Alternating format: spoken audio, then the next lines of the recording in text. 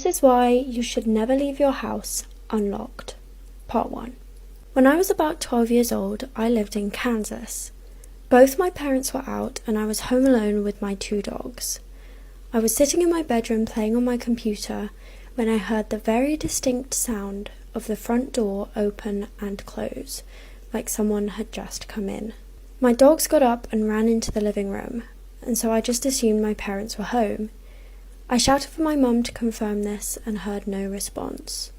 I paused my game and walked out into the living room to see, and as I did, I felt the hairs on the back of my neck stand up. I had heard someone come in, clear as day, but no one was there. I wasn't wearing headphones and I'd had the computer volume turned down, so I knew it couldn't have been the game. I tried calling my parents, but neither of them picked up, so for the first time in my life, I called the police. This is why you should never leave your house unlocked. Part 2.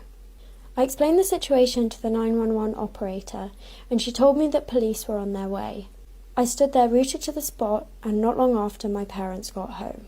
The police arrived shortly after, and told us that thieves usually wait until homeowners leave, check the door, and if it's unlocked they go in and take valuables. They checked the house, but found no one. They said whoever it was probably left when they heard that someone was home. They told us to make sure that we lock the doors, but not to worry too much. Not long after it happened, I told the story to one of my friends, and he said, "You only heard the door once. That means they were most likely already in the house. You just heard them leave." This is why you should never try using a Ouija board. My friends and I decided to play with a Ouija board after work in our office and spoke to a girl named Quinn. She didn't say much but seemed friendly enough, but when I mentioned my girlfriend, she got super mad and protective of me. When it got to 2 a.m, we said goodbye to her, but about a week later, in the middle of the night, the office block that we worked in burnt down. It creeped us all out, so a week later we used the Ouija board again near a lake and asked for Quinn. When we got through to her, we asked if she started the fire, to which she responded, yes. About 2 weeks later, I was driving to my girlfriend's house with the board in the back of the truck. I didn't know it at the time, but my girlfriend was in fact cheating on me.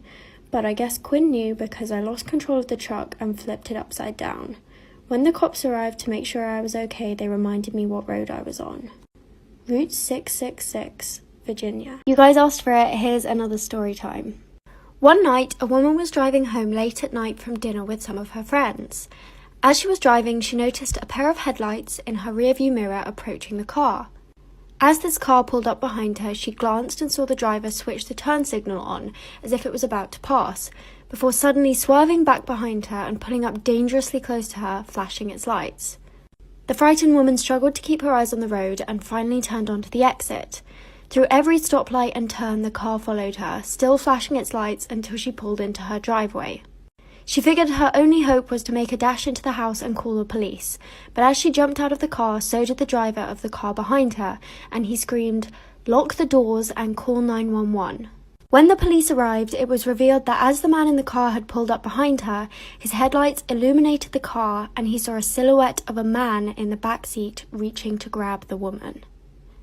It's a case of badly behaved children or something else. One morning, I was with my mum in the bathroom of our house while she was getting ready. She was acting a little distant, so I asked her if everything was okay, and she told me about something that had happened the night before. At about 2 a.m, she had been woken up by a strange noise, so she got up and went to see where it was coming from. It seemed to be coming from the bathroom, and as she walked in, she saw a hairdryer plugged in and turned on in the middle of the floor. She thought it was strange, but that it was probably just one of the kids, and went back to bed.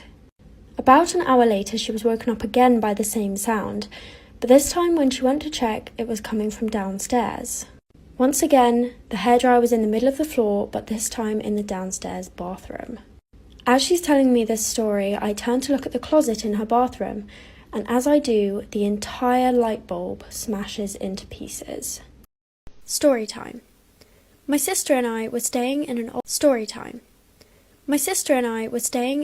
hotel in the middle of rural Montana. The building had been in use since the 1800s, and it was one of my sister's favourite places.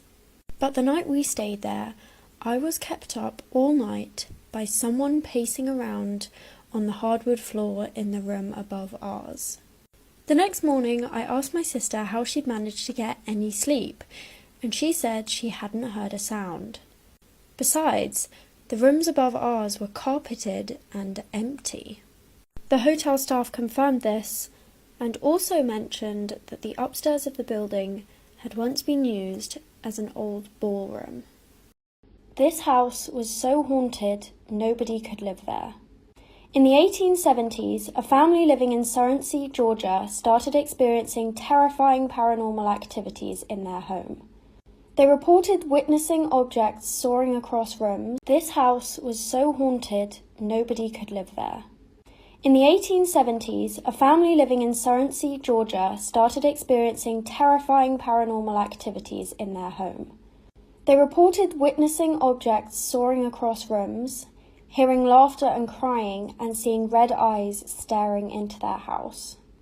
Food was thrown from their plates, and the utensils were twisted into unusable shapes. The townspeople speculated that these occurrences were cries for help from spirits who thought the family would be able to save them. On the day the family decided to finally leave the house, a fire iron allegedly floated up and started beating one of the sons in the head. No one was ever brave enough to live in the house again, and the building went up in flames in 1925.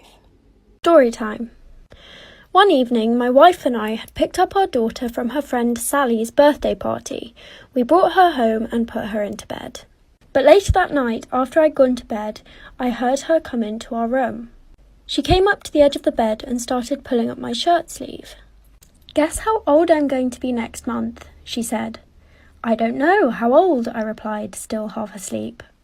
She smiled at me and held up 4 fingers. My wife and I have been up with her for almost 8 hours, pleading with her, but she still refuses to tell us where she got them. Story time. My boyfriend and I bought a very old house.